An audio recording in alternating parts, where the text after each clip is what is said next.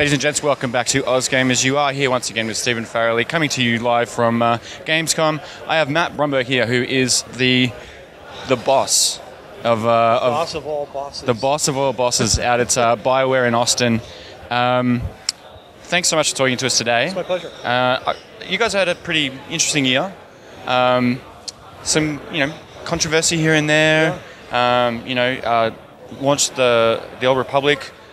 So much praise, and then sort of people are starting to question what's going on there and stuff. So, I want to talk about that, like internally for you guys out at BioWare. What's the what's the vibe? Yeah, for us, it's really always been about this vision of combining classic BioWare storytelling and the MMO genre into sort of a game that no one else had seen before, and we feel that we really were largely successful in that, and clearly there were some changes and things that we needed to make, but I think the vibe is really good, and people are still really focused on that vision. Yeah. Was there always an internal idea to potentially go down the free-to-play route? Was that always somewhere on the cards? Were you guys just testing the water to see what the outcome would be there? I think for us, we always want to be sensitive to opportunities. And we really saw the market going in that direction, and we really thought there was an opportunity to take advantage of it. And what sort of potential can you guys see now that you're actually going down that route? And what hurdles is the team going to have to face? Yeah. Well, the opportunity is pretty clear in that Star Wars is a big, broad brand, and awareness is through the roof, and people love it, and there are millions of Star Wars fans. So if we can lower the subscription barrier, I think there's a real opportunity to introduce the game to lots of new people, and that's an important piece.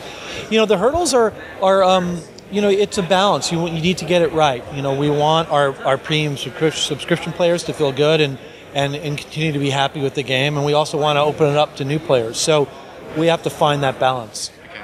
And in terms of the content, going forward. At the press conference, you guys talked about stuff coming out. Is there a kind of a quantifiable volume that you can talk about in terms of what you would like to see, by the end of the year, and then maybe in the first quarter of next year? Well, we're committed to about every 6 weeks doing a major update to the game, which would be a new war zone, a new operation, a new flashpoint, a new event, and to doing that on a really frequent cadence every 6 weeks. So we're gonna stick to that. And in terms of, getting those players back that may have kind of walked away, as well as inviting new guys in. Obviously you do have the free-to-play thing going now, but what else are you guys doing in terms of bolstering? Well, as part of the free-to-play launch, which is coming in the fall, we announced that